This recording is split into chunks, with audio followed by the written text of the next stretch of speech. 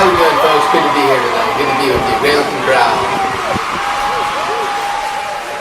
So I'm a professor of statistics, and inevitably when I tell someone I'm a professor of statistics, they say something like, "Oh my God, you're a professor of statistics? You can figure out the lottery, the Mega Millions, the Powerball." And I'm always like, yeah, I could figure it out. I just choose not to. You know, I kind of like living in a studio apartment, driving around in a 2006 Toyota Corolla.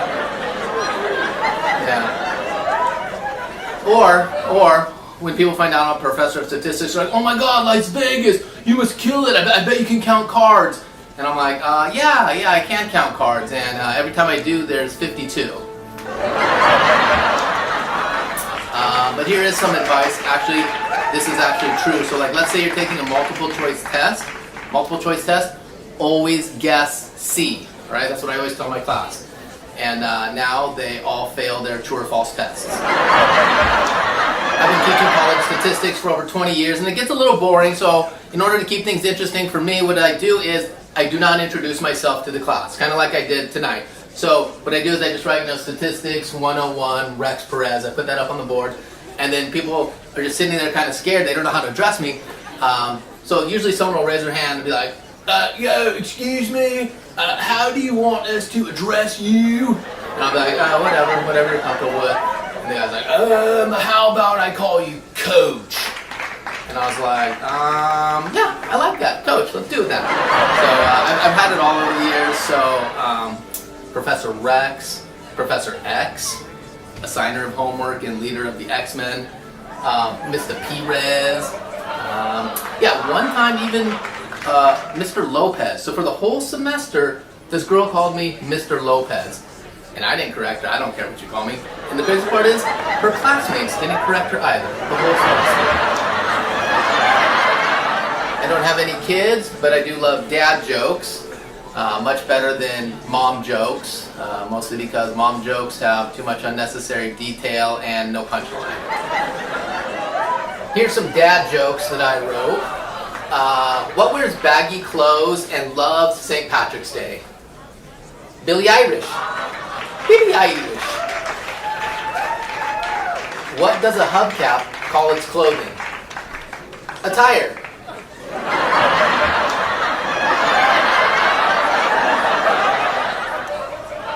What does a ghost say? What does a ghost say when it doesn't like a joke? That's not funny. The only thing better than a dad joke is something called a ha-ha joke. Ha-ha. It's a joke that when you hear it, you go, huh? Oh. Okay. Ha-ha joke. Here's a ha-ha joke that I wrote. Why could the NSA whistleblower not leave Russia? Why could the NSA whistleblower not leave Russia? Because he was snowed in. He was snowed in.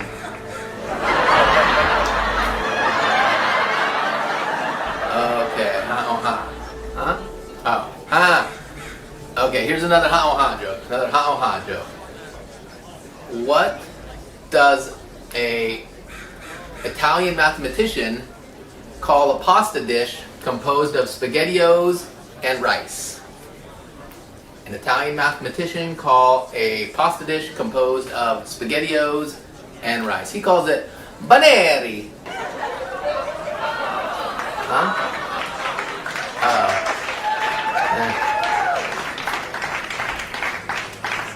College students say the darndest things like, Professor Rex, do I need to read this? Do I need to study this? It's the syllabus. So, is it on the final? Don't make no sense. Or this one. Coach, I didn't pass the 3 tests that we had this semester, so like, what do I need to get on the final to pass? 800%? What? Huh? Or Professor X, like, I forgot to hand in all my homework for the whole semester. Like, when can I hand it in? Class is over. I know, but like, when can I hand in my homework for the whole semester? I don't know, maybe next semester when you retake the course? But this one's the craziest. This one still boggles my mind to this day, and I'm gonna change the voice to protect the guilty. I guess so. I was like, okay, folks, we're gonna do 1 through 27, the odds, and I hear, Mr. Lopez, yeah. So like 1 through 27, the odds. Yes. So like, you just want us to do like the weird ones? It took me a minute to understand what he meant. So yes, college students say the darndest things. A broken clock is right twice a day. Or as a pessimistic mathematician would say, a broken clock is wrong 86,398 times per day. What's the worst part about being a professor of statistics? Giving the final. No, not sitting there for 3 hours, not being able to use the restroom, holding it in. That's an inconvenience. The worst part is when your students hand in their final and they shake your hand. Hey, professor, I just want to thank you for a great semester. Oh, okay, you're welcome. Yeah, I've just been watching you scratch your face and rub it for the last 3 hours. All the best. What's the best part about being a professor of statistics? Well, besides summers off, catching cheaters. I've been doing this for a long time, folks, over 20 years, and it's like a little game. And in order to catch cheaters, would I be willing to make 45 versions of a test? Maybe. One of the craziest things ever, this one's wild, still blows my mind. A student had a random person come in to take the final for them, which was really wild, right? So it's not like I talked to the student a lot, but I knew who they were, sort of. So on the day of the final, this 6'6" guy walks in, and I'm like, okay, and he sits down, and I hand out the test, and I look over and I see the name, and I'm like, you're not Bob. And he's like, yeah, I'm Bob. And I'm like, did you grow 8 inches in the last week? Like, you're not Bob. I'm like, okay, do you mind? I'm gonna go back and grab my phone and take a picture of you. Is it cool if I take a picture of you? And he's like, yeah, that's fine. So I go back to go grab my phone, and as I'm doing that, he's like, hey, can I go to the bathroom really quickly? I'm like, yeah, that's fine. So he leaves, I grab my phone, and he never comes back. And that is how I got my spare TI-84. Oh yeah. Speaking of cheaters, let's talk about Subway. Subway sandwiches. Subway, they actually got in trouble recently because their foot-long sandwich turned out to only be 11 inches. So now they measure from underneath. Last semester they had me teach calculus. That was pretty fun. And people often wonder, what's the difference between college calculus and high school calculus? And the main difference is that in college, at the end of the semester, you take a cumulative examination. But in high school, you watch the movie Stand and Deliver. Great movie. And my favorite part in the movie Stand and Deliver is when Jaime Escalante reaches down to Lou Diamond Phillips, and Lou Diamond Phillips says, do they think we cheated? Do they think we cheated? And then Jaime Escalante says, you do the math.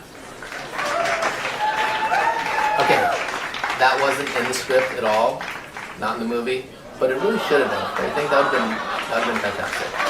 If things work out in comedy, that's going to be my catchphrase. That's going to be my get her done. I'm going to have hats that say, you do the math. T-shirts that say, you do the math. I guess all I really need is a good joke that has a punchline of, you do the math. So if anyone out there can email me that, I'd appreciate it. Thank you.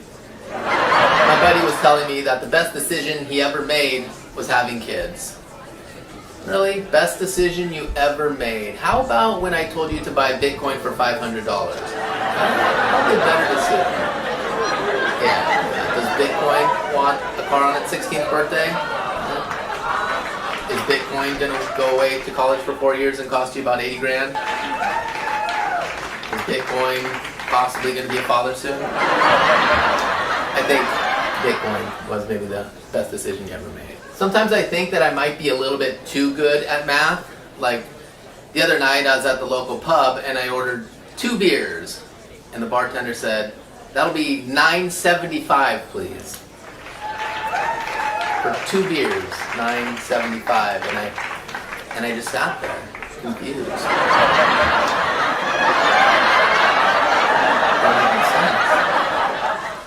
Some people say the glass is half full. I say the glass is 8/16 empty. Why? Because I'm sitting at the pub and I'm waving and the barkeep doesn't see me. Have y'all heard of the website ratemyprofessor.com? Very popular website. It's like the Yelp of college professors. So the students, they get to rate you on how difficult the course is, how good or bad your teaching style is. It's very informative. Students love it. And back in the day, I don't know if some of you knew this or remember this, they used to have a chili pepper system. So they would rate teachers on how hot they were. So you'd get a chili pepper if you were hot. And so your chili pepper rating was on a scale of 0 to 5. Dehumanizing, belittling, objectifying, crazy. Can't believe they had it. But I think they should bring it back. Because I haven't been motivated to buy new clothes in like over a decade. This shirt's like 15 years old. I don't know. Dangle a chili pepper in front of me, and I might buy one of those cool Professor tweed jackets with like the yellow patches. Stylish. I noticed that a lot of my students use Spark Notes for their English classes. Spark Notes. And a few years ago, I actually had the crazy opportunity to, I was on a flight, and I met the guy who invented Spark Notes, and I was like, oh my god, that is genius. That's like super genius. Like, how did you even come up with that idea? And he was just like, well, to make a long story short, technology is increasing at a faster and faster rate each year. We have self-driving cars, we have AI chat, we've retired the VCR, DVDs are worthless, CDs don't even exist anymore. And yet, every single one of my students must have a TI-84, a device created in the 1990s. The TI-84, it's just never going to go away. It's like the STD of technology. Students sometimes hand in homework and they're like, better late than never. And I'm like, actually, no. The syllabus says no late homework, so it's not better than never. And they're like, what? You said we weren't going to be touching on the syllabus. Students often ask me, when did you know you wanted to become a math professor? And I'm like, whoa, wait, you think someone actually wants to become a math professor? No, this just sort of happens. No one actually seeks out this job. But turns out it's pretty nice. Summer's off. And the best benefit is that legally, I am allowed to tell people, you do the math.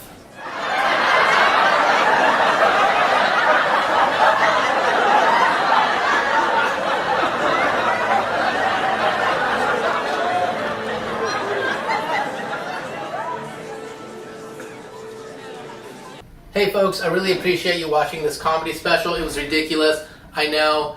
I put the whole thing together in my apartment. I'm going to show you in 1 second exactly how I did that. Not that it's technically amazing or anything, it's just ridiculous.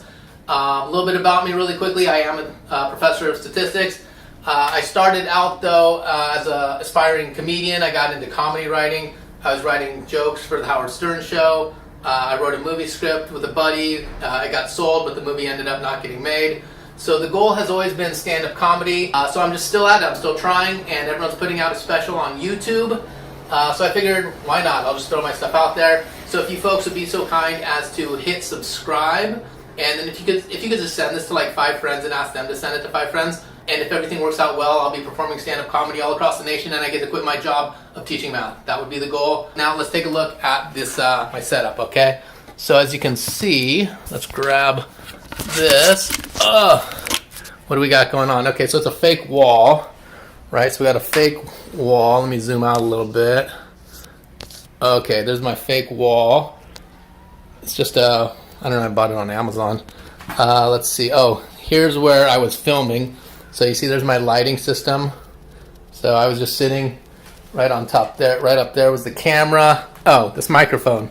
This is ridiculous. The microphone's not even plugged in. It's just a sock there. Behind me we got Christmas cards from all my cool friends and family. We got some dishes that need to be done. If you folks could share this and hit subscribe and like, I'd greatly appreciate it. We'll see what happens. Something crazy. You never know. Thanks. You do the math.